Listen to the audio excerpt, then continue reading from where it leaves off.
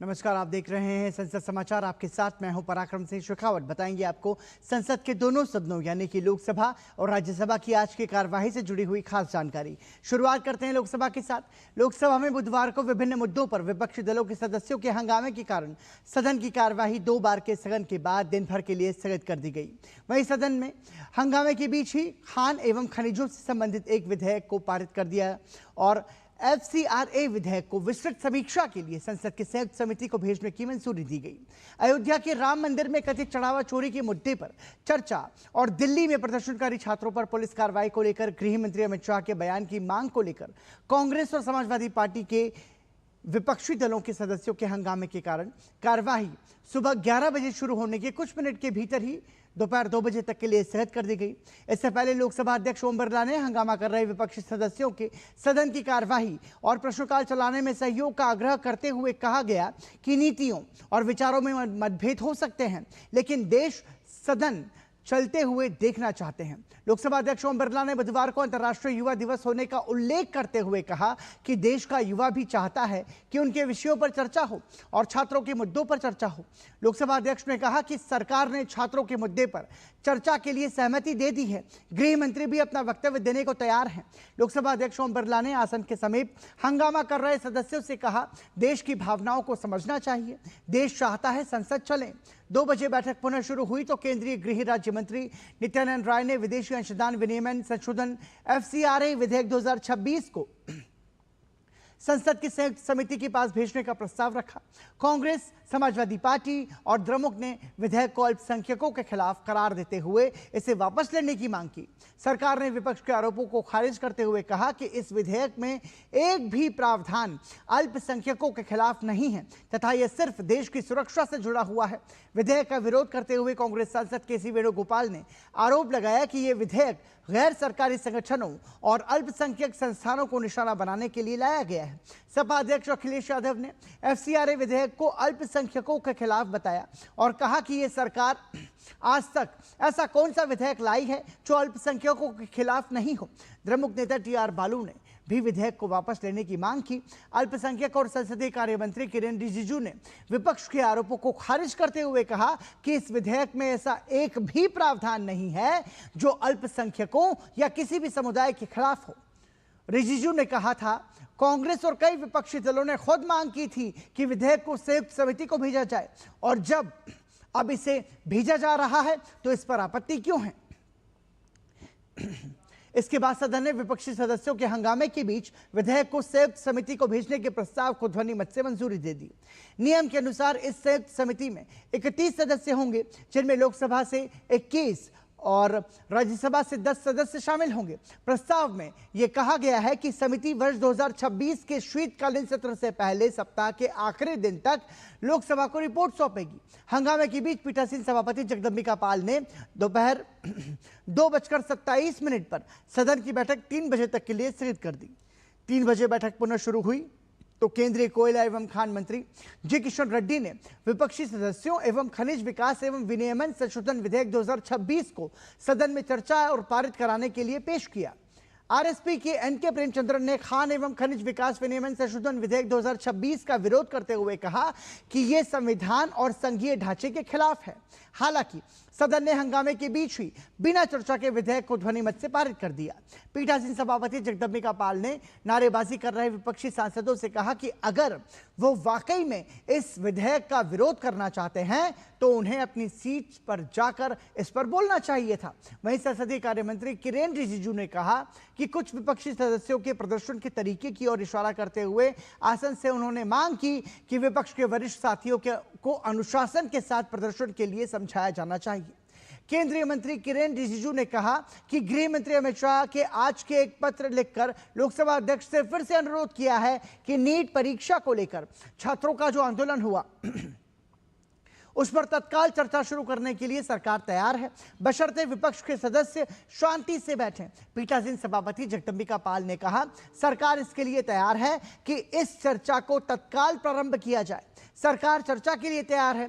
गृह मंत्री हर बिंदु पर जवाब देने के लिए तैयार हैं। सभापति ने कहा कि आप आसन के पास से अपनी सीटों पर चले जाइए, मैं चर्चा कराने को तैयार हूं। हंगामा नहीं थमने पर सदन की कार्यवाही 3:15 पर दिन भर के लिए स्थगित कर दी गई। संसद के मानसून सत्र की शुरुआत 20 जुलाई को हुई थी और पूर्व निर्धारित कार्यक्रम के अनुसार 13 अगस्त को इसका अंतिम कार्य दिवस है। इस बीच इलाहाबाद उच्च न्यायालय के न्यायाधीश यशवंत वर्मा के खिलाफ लगाए गए आरोपों की जांच करने वाली समिति की रिपोर्ट बुधवार को लोकसभा में पेश की गई। न्यायमूर्ति वर्मा के आधिकारिक आवास से कथित तौर पर नोटों की अधजली गड्डियां मिलने के मामले में उन्हें पद से हटाने की कार्रवाई शुरू की गई थी। उस समय वो दिल्ली उच्च न्यायालय में कार्यरत थे। लोकसभा महासचिव उत्पल कुमार सिंह ने जांच समिति की 2 खंडों वाली रिपोर्ट लोकसभा के पटल पर रखी। ये थी लोकसभा की कार्रवाई से जुड़ी हुई खास जानकारी। और अब आपको बताते हैं संसद के उच्च सदन यानी कि राज्यसभा में आज की कार्रवाई के दौरान क्या कुछ खास हुआ। संसद ने बुधवार को राष्ट्रीय सहकारी विकास निगम संशोधन विधेयक 2026 को मंजूरी दे दी, जिसमें राष्ट्रीय सहकारी विकास निगम एनसीडीसी के अधिकार क्षेत्र का विस्तार करने का प्रावधान है। राज्यसभा के विधेयक पर हुई चर्चा का सहकारिता राज्य मंत्री मुरलीधर मोहोल ने जवाब के बाद इसे ध्वनिमत से पारित कर दिया। लोकसभा इसे मंगलवार को पारित कर चुकी है। उच्च सदन ने विधेयक पर विपक्ष द्वारा पेश संशोधनों को खारिज कर दिया। एक बार के स्थगन के बाद दोपहर 2 बजे सदन की बैठक पुनः शुरू हुई। तब इस विधेयक को लिया गया और विधेयक पर चर्चा शुरू होने से पहले नेता प्रतिपक्ष मल्लिकार्जुन खड़गे ने इस बात पर आपत्ति जताई कि इस विधेयक पर चर्चा के समय गृह मंत्री अमित शाह सदन में उपस्थित नहीं है। हालांकि उपसभापति ने उनकी इस आपत्ति को खारिज कर दिया। बाद में कांग्रेस सहित कई विपक्षी दलों के सदस्य विभिन्न मुद्दों पर विरोध जताते हुए सदन से बहिर्गमन कर गए। विधेयक पर हुई चर्चा का जवाब देते हुए सहकारिता राज्य मंत्री मोहोल ने कहा कि एनसीडीसी का कार्य सहकारी समितियों के माध्यम से कृषि उपज, खाद्य पदार्थों, औद्योगिक उत्पादन और पशुधन संबंधी सेवाओं तक सीमित था, लेकिन अब वह प्रसंस्करण, भंडारण, विपणन, आयात और निर्यात से संबंधित योजना बनाने में और उन्हें लागू करने का कार्य भी कर रहे हैं। उन्होंने कहा कि एनसीडीसी को सहकारिता क्षेत्र में प्रौद्योगिकी और अन्य बदलावों के अनुरूप बनाने और भविष्य की आवश्यकताओं को पूरा करने की दृष्टि से इस विधेयक में कई प्रावधान किए गए हैं। उन्होंने कहा कि केंद्र ने सहकारिता क्षेत्र में कानून बनाने के लिए हमेशा राज्यों की सरकारों से सुझाव लिए हैं और किसी भी राज्य के साथ भेदभाव नहीं किया है। मोहोल ने कहा कि प्रधानमंत्री नरेंद्र मोदी की सरकार का लक्ष्य सहकारिता के माध्यम से देश के किसानों के जीवन को समृद्ध बनाना है। विधेयक के तहत एनसीडीसी को सहकारी समितियों या इस क्षेत्र के विकास में लगी किसी भी इकाई को सीधे ऋण और अनुदान देने का अधिकार मिल सकेगा। इस विधेयक के पारित होने के बाद उच्च सदन में केरल नाम परिवर्तन विधेयक 2026 को चर्चा और पारित करने के लिए लिया गया। संसद ने केरल का नाम बदलकर केरलम करने के प्रावधान वाले एक विधेयक बुधवार को मंजूरी दे दी और राज्यसभा ने केरल नाम परिवर्तित विधेयक 2026 पर हुई चर्चा और गृह राज्य मंत्री नित्यानंद राय के जवाब के बाद इसे ध्वनिमत से पारित कर दिया। लोकसभा इसे मंगलवार को पारित कर चुकी है और इससे पहले विधेयक पर हुई चर्चा का जवाब देते हुए गृह राज्य मंत्री नित्यानंद राय ने कहा कि केरल की 15वीं विधानसभा ने 14 जून 2024 को संकल्प पारित कर केंद्र सरकार से अपील की थी कि संविधान के अनुच्छेद 3 के अनुसार राज्य का नाम बदलकर केरलम करने के लिए तत्काल कदम उठाए जाएं। नित्यानंद राय ने कहा कि केरल सरकार के कारण दिया कि मलयालम भाषा में राज्य का नाम केरलम है, लेकिन संविधान की पहली अनुसूची में इसे केरल दर्ज किया गया है। इससे पहले विधेयक पर हुई चर्चा में केरल के सदस्य ने अपनी बात मलयालम में रखी तथा केरल की संस्कृति की सराहना करते हुए इसे भारतीय संस्कृति का अभिन्न अंग बताया।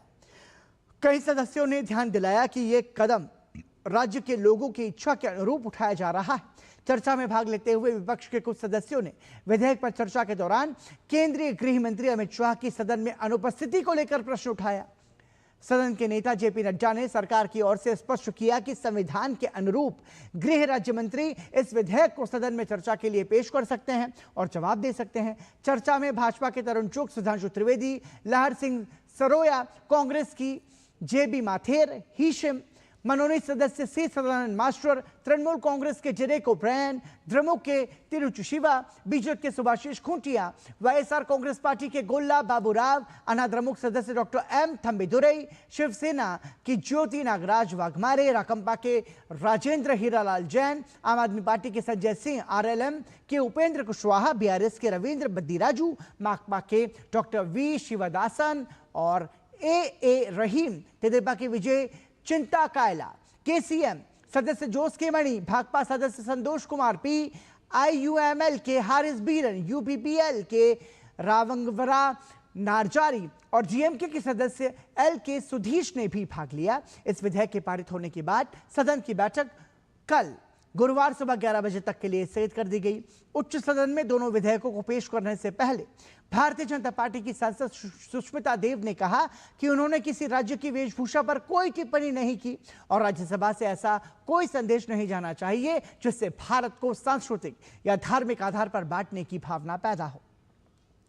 यह स्पष्टीकरण उन्होंने माकपा सांसद जॉन ब्रिटास के उस आरोप के सिलसिले में दिया जिसमें उन्होंने कहा था कि सोमवार को सदन की कार्यवाही के दौरान भाजपा सदस्य ने उन्हें बार बार लुंगी वाला कहा था और सुबह 11 बजे राज्यसभा की बैठक शुरू होने पर इस मुद्दे को लेकर हंगामा भी हुआ था, जिसके बाद सभापति CP राधाकृष्णन ने सदन की कार्यवाही दोपहर 2 बजे तक के लिए स्थगित कर दी थी। सदन की कार्यवाही दोपहर 2 बजे शुरू होने पर सुष्मिता देव ने अपना पक्ष रखा। उन्होंने कहा कि मैं असम की बंगाली हूं, मैंने अलग अलग राज्यों को देखा है और जहां हम अलग अलग तरह की वेशभूषा और कपड़े पहनते हैं, न तो मैंने और न ही किसी सदस्य ने किसी राज्य की पोशाक पर कोई टिप्पणी की है। मैं इसे रिकॉर्ड पर रखना चाहती हूं। सदन के नेता JP नड्डा ने दोनों सांसदों के बीच पैदा हुई गलतफहमी को दूर करने की पेशकश की और इससे पहले बुधवार को दिन की कार्यवाही शुरू होने के बाद सूचीबद्ध दस्तावेज सदन के पटल पर रखे जाने के तुरंत बाद बिट्रास ने यह मुद्दा उठाया था। उन्होंने नाम लिए बिना कहा कि भाजपा के एक सदस्य ने उन्हें कथित तौर पर लुंगी वाला कहकर निशाना बनाया। विपक्षी सांसदों ने बिट्रास का समर्थन किया। संसदीय कार्य मंत्री किरेन रिजिजू ने कहा कि जब यह कथित घटना हुई थी तब वो सदन में मौजूद थे और उन्होंने सभापति से अनुरोध किया कि वो संबद्ध सदस्यों को अपने कक्ष में बुलाएं और उनकी बात सुनकर समाधान निकालें। सभापति CP राधाकृष्णन ने कहा कि सदन में एक सदस्य द्वारा दूसरे सदस्य के खिलाफ कथित अमर्यादित टिप्पणी करने का मामला उनके संज्ञान में आया है। उन्होंने कहा कि सदस्यों को टिप्पणियां करते समय ये इस बात का ध्यान रखना चाहिए कि किसी की भावनाएं आहत ना हो। सभापति ने कहा कि वो संबंधित सांसदों को अपने कक्ष में बुलाकर इस मामले में चर्चा करेंगे। इसी के साथ संसद समाचार में आज के लिए इतना ही। दीजिए अनुमति। नमस्कार।